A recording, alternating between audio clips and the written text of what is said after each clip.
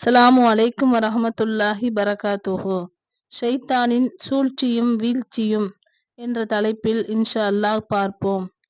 மனிதனுக்கு இந்த உலக வாழ்க்கை என்பது மிகப்பெரிய போர்க்களமாகும்.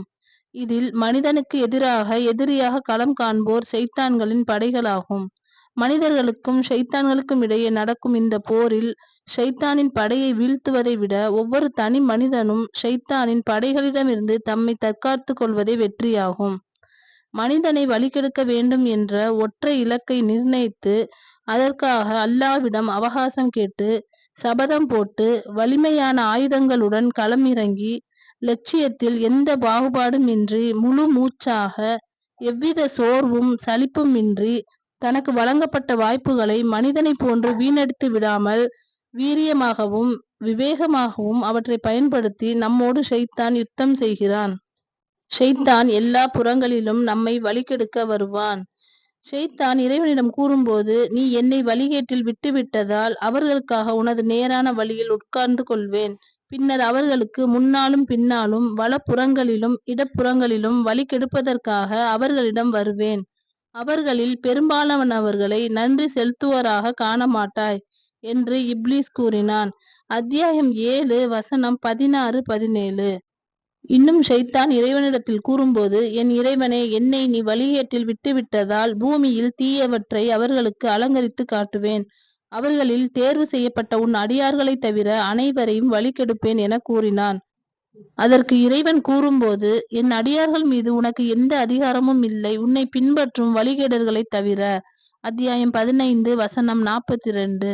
எந்தெந்த முறைகளில் எல்லாம் வழிகெடுப்பான் ஷைத்தான் என்று பார்ப்போம். அல்லாஹ்வின் படைப்பில் மாற்றம் செய்ய வைத்து வழிகெடுப்பான். நமது செல்வங்கள் குழந்தைகள் வழியாக வழிகெடுப்பான். பொய்யான வாக்குறுதி அளித்து வழிகெடுப்பான்.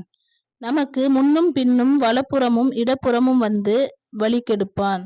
தீமையையும் வெட்கக்கேடானதையும் ஏவி நம்மை வழிகெடுப்பான். அல்லாஹ்வின் மீது இட்டுக்கட்ட தூண்டி வழிகெடுப்பான். தவறான எண்ணங்களை ஏற்படுத்தி தீமையை அலங்கரித்து காட்டி மது சூதாட்டம் ஆகிய வழிகளில் நம்மை வழிகெடுப்பான். நமக்கு மத்தியில் பகைமையையும் வெறுப்பையும் ஏற்படுத்தி இறை நினைவு இறை வணக்கம் ஆகியவற்றில் இருந்து தடுத்து நம்மை வழிகெடுப்பான். இது போன்றவை தான் மனிதர்களுக்கு எதிராக ஷைத்தான்கள் சூழ்ச்சி செய்யும் போது பயன்படுத்தும் தந்திரமாகும். இவை அனைத்தும் ஒன்றிணைக்கும் பிரதான வழிமுறையை நாம் கண்டுபிடித்து விட்டால் எதிரியின் தந்திரத்தின் பலவீனம் என்ன என்பதை அறிந்து அதற்கு எதிராக நமது கேடயத்தை வலுப்படுத்தி எளிமையாக நாம் வெற்றி கொள்ளலாம். ஷைத்தான் நம்மை ஆசைகளாலும் அலங்கார வார்த்தைகளாலும் அலைக்கழித்து இன்னும் பொய்யான வாக்குறுதியால் நமது உள்ளத்தை வசப்படுத்தி வசீகரம் செய்து நம்மையே நமக்கு எதிரியாக திசை திருப்பி விடுகிறான்.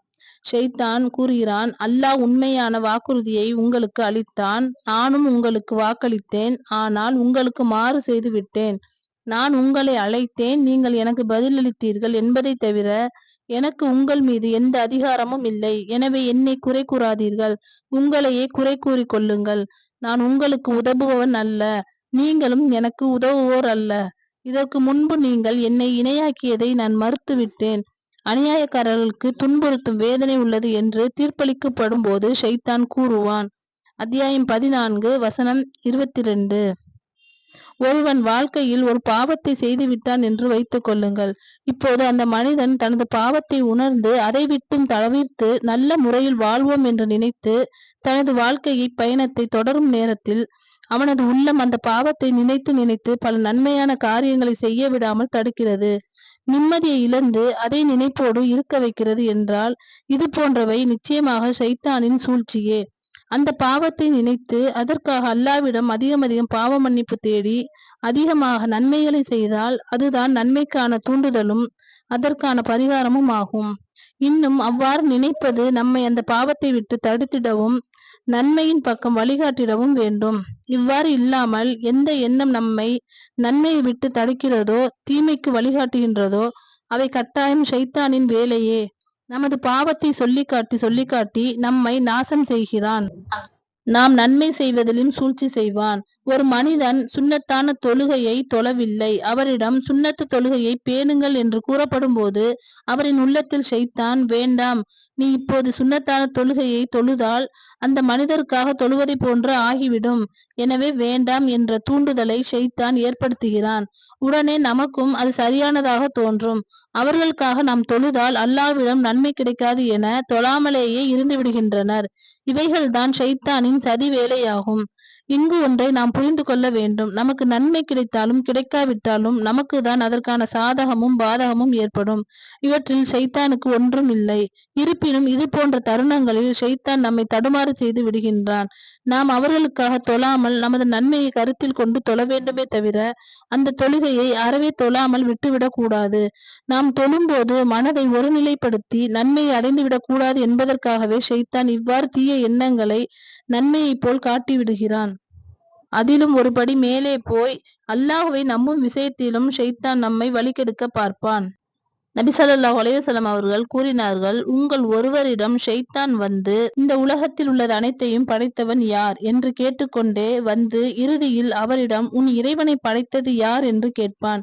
இந்த கேள்வியை கேட்கும் கட்டத்தை அவன் எட்டும்போது அவர் அல்லாஹ்விடம் பாதுகாப்பு கோரட்டும். இத்தகைய சிந்தனையிலிருந்து அவர் விலகிக் கொள்ளட்டும்.